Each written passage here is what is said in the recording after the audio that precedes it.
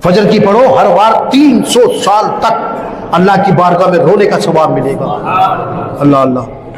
अच्छा, फिर हमारे नबी ने अर्ज किया, मेरे परवरदिगार, जोहर भी समझ में आ गया। सुभान अल्लाह। नबी जानते हैं, मगर वो इसलिए पूछ रहे हैं कि मेरी उम्मत भी जान जाए, उन्हें पता चल जाए कि क्या मिलता है। क्योंकि हम जो है कोई भी काम तभी करते हैं जब उसका रिजल्ट हमारे सामने हो। मिलेगा क्या, ये करेंगे, मिलेगा क्या, ये करेंगे, होगा क्या, डॉक्टर बनेंगे, जिंदगी कैसी होगी, ये करूंगा तो क्या होगा, तभी हम ये काम करते हैं। इसीलिए अल्लाह रब्बुल इज्जत के महबूब ने ये सब बातें पूछ ली। जोहर पढ़ेगा तो मिलेगा क्या, फजर पढ़ेगा तो मिलेगा क्या।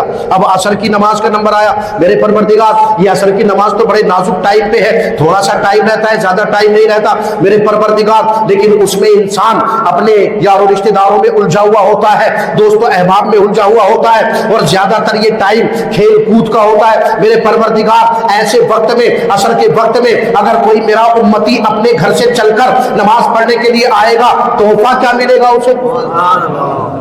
फजर का तोहफा समझ में आ गया, जोहर का तोहफा समझ में आ गया, लेकिन असर के वक्त क्या तोहफा मिलेगा।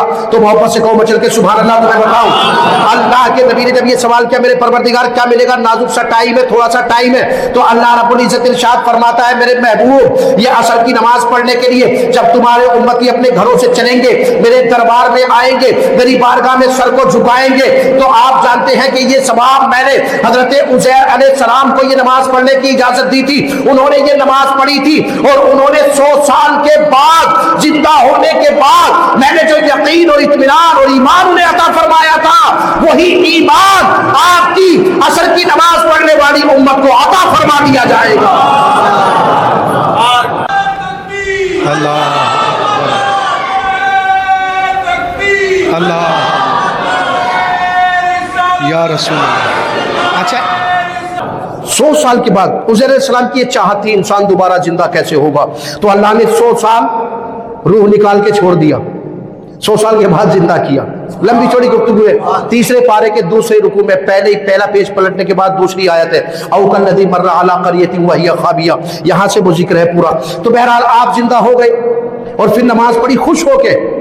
वो क्यों कि जिंदा हुए, अपने जिस्म को खुद जिंदा होते हुए आपने देखा अपनी आंखों से।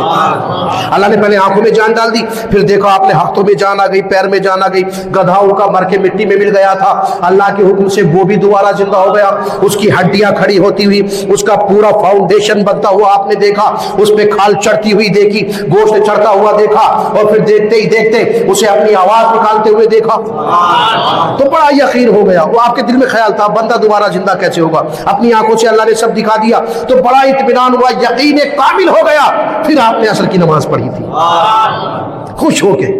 तो अल्लाह अल्लाह अल्लाह फरमाता है, वही ईमान मैं आपकी उम्मत को अता फरमाऊंगा। यानी अल्लाह फरमाता है कि जब तुम्हारे उम्मती फजर की असर की नमाज पढ़ के निकल रहे होंगे, तो फरिश्ते अपने रजिस्टर में लिख रहे होंगे, ये वो इंसान है कि जिसे अल्लाह रब्बुल इज्जत ने हजरत उज़ैर अलैहिस्सलाम को 100 साल के बाद जो यकीन, ईमान और इत्मीनान अता फरमाया था, अल्लाह ने इसे असर की नमाज के 15 मिनट में ही वो यकीन, ईमान और इत्मीनान अता फरमा दिया है।